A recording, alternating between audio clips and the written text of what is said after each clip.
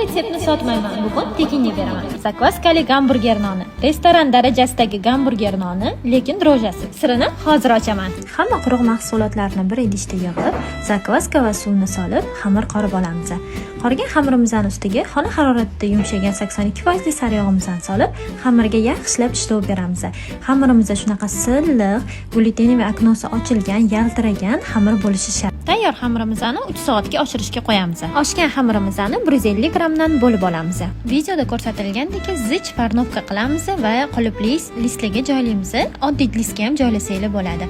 1 soatga rastoykaga oshirishga jo'natamiz. Ham bulutkalarimizni yoki nonlarimizni bilish uchun sizga yana bitta sirni ochaman. Gradusnikda o'lchaganingizda 92 dan baland chiqsa, 100% pishgan bo'ladi nonli mahsulotinglar. Mutlaq sog'lom bo'lgan drojasiz, yumshoqqina, momiqqina gamburger nonlarimiz tayyor.